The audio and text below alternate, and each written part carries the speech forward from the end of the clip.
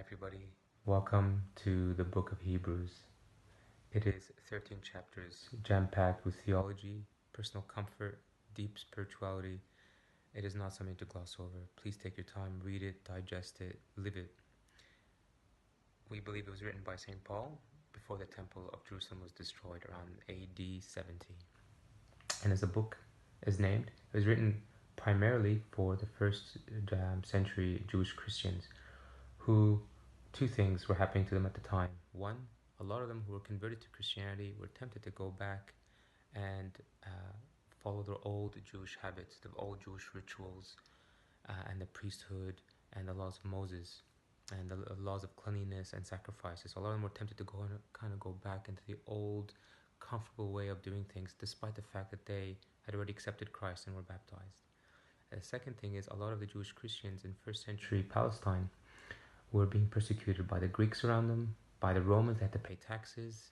They're being treated like second-rate citizens. So St. Paul spends a lot of time comforting these Christians.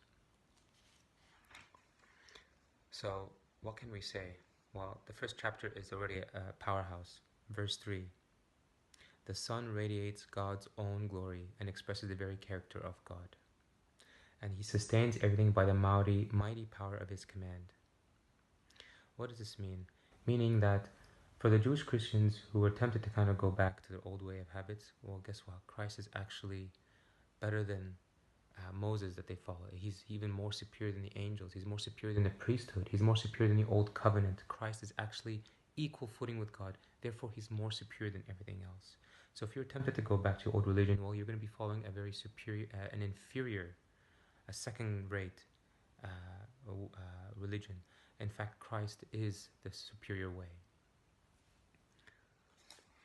In chapter 2, he warns them, don't drift away. So again, if Christ is more superior, why are you going to drift away to a religion, Judaism here he's speaking of, why are you going to drift back to an old religion that has all these laws and rituals when we have a more perfect sacrifice than any sacrifice you can give in the old system? Why are you going to use, you guys are aware of the tabernacle and the Holy of Holies and the most holy place? Why would you go back to these old ways of worshiping when in fact Christ already is the high priest who came and redeemed us all for once and for all? Why would you want to go back to this old way of religion? It makes no sense. He warns us, don't go drift away to comfortable things again. Chapter 3, he says Christ is more superior than Moses. You know, he gives the analogy of Christ, of God who, of a builder who builds a house. When there's a nice house, you know, in Sydney real estate, you don't praise the house, you praise the builder. And so doing, he's saying that Christ actually, and so quote unquote, built Moses, or he was the creator of Moses and creator of the law and creator of everything. In fact, he was a co-creator of everything with God the Father. So Christ is superior to Moses. We see that in chapter 4, which goes on to chapter 5, that he says that Christ is our high priesthood. We don't rely on a physical man to go in to the tabernacle. He's speaking to the Jews here, to make atonement for our sins. Back then, as you guys know, there's a tabernacle with the holy place on the outside, with a lampstand, and then you go through a curtain and you go to the most holy place, where the Ark of the Covenant was there, with Aaron's rod, the manna, and the cherubim were outside. Those are the angels. Only the high priest was allowed to go in there. Well, what St. Paul is saying here is Christ has already gone in there. He's our high priest. He's already given us a sacrifice once and for all. We don't need the Holy of Holies anymore. We don't even need the tabernacle anymore, because he's been our sacrifice. So again, showing the Jews that for those who are tempted to go back, he is far more better. He's far more superior. Chapter 6, he says, look, stop mucking around with the old ways and these old arguments. And we need some spiritual growth. We keep talking about the same thing. It's time that you guys start be teaching and being more spiritual, deeply spiritual in your lives, not like little children.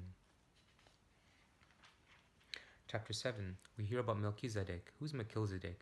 We don't know much about him except for two things. One, we find him in the book of Genesis, chapter 14, verse 18. Abraham goes to see Melchizedek, whose name literally means Melech, king, or Zedek, justice. So his name literally means king of justice. Abraham goes in. He sees King Melchizedek. King Melchizedek actually blesses Abraham. So what we find here is, wait a second, where if King Melchizedek was a priest, He's not the tribe of Levi, because the tribe of Levi happened many centuries later. So who's this king Melchizedek? Actually, this king had no tribe. He was timeless. He had no beginning, and we don't even know if he had an end. We hear him very briefly.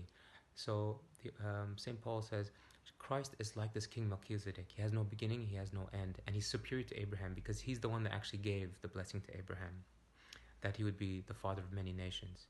And he didn't belong to any tribe that the Jews knew. He was outside of this thing. He was outside and above. So he kind of mentions King Melchizedek as a typology of Christ, or vice versa. Christ is a typology of King Melchizedek. And we always hear the phrase, "You are a priest forever in the order of Melchizedek" in Tasbihah. Then he goes on to the greater covenant. Christ is our high priesthood again.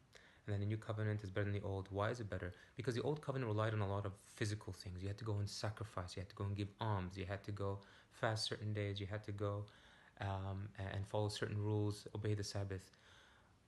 Quickly, in the last few chapters of Hebrews, he actually says, well, actually, you know what? Faith is more superior. How do we know faith is more superior? How do we know faith is more superior than doing? Well, we know that Abraham believed, and there was no sacrificial system at the time. There was no circumcision even at the time. But because of his faith in God, he came close to even sacrificing his own son, and God counted it to him as righteousness. We know that Enoch, we know that Rahab, we know